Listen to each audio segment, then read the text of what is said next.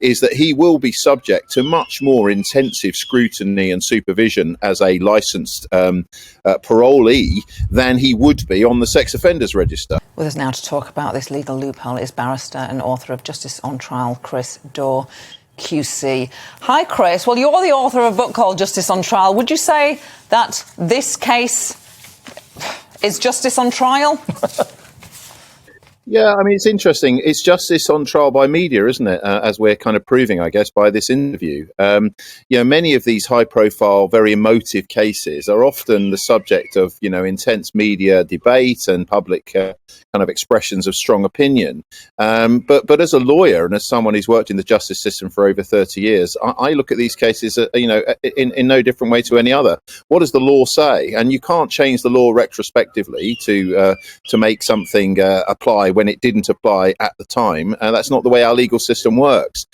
So all I would say to reassure your viewers, who no doubt are extremely concerned about the idea that a sort of double rapist, double murderer won't be on the sex offenders register, is that he will be subject to much more intensive scrutiny and supervision as a licensed parolee than he would be on the sex offenders register. As you pointed out in your introduction, he will be required to report his whereabouts. He'll be required to wear a tag. He will be monitored absolutely at the highest possible level of supervision for anybody that's released from a life sentence.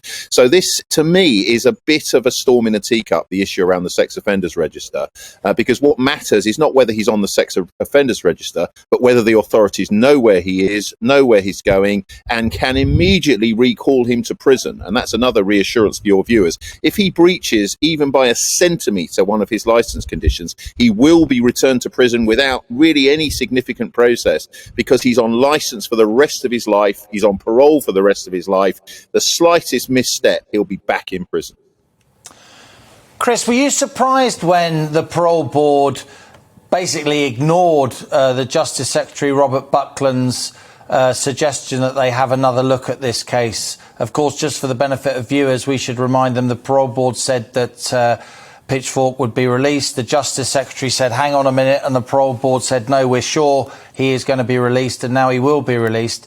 Did it surprise you that there wasn't, that they didn't take notice of the Justice Secretary's request?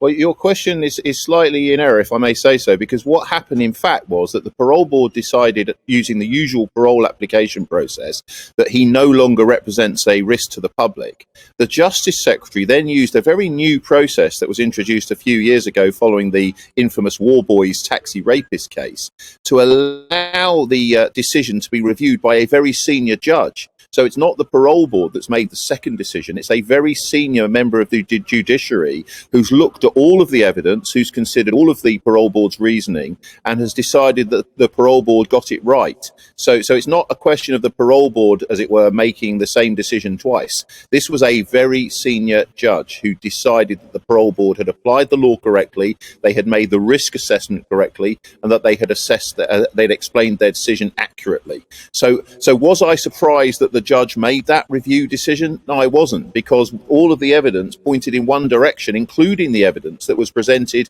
by the Justice Secretary and by the Department of the Ministry of Justice to the parole board, which was that this man had changed so dramatically between his mid-20s when he committed the crimes to his 60s as he is now, when he's been in prison for well over 30 years, that the evidence was all one way, that he no longer represents a risk to the public. Now, it's a bigger and a very different question, of course, and your viewers will no doubt have their very strong opinions about this as to whether it's right that he should be released as a matter of sort of punishment or principle.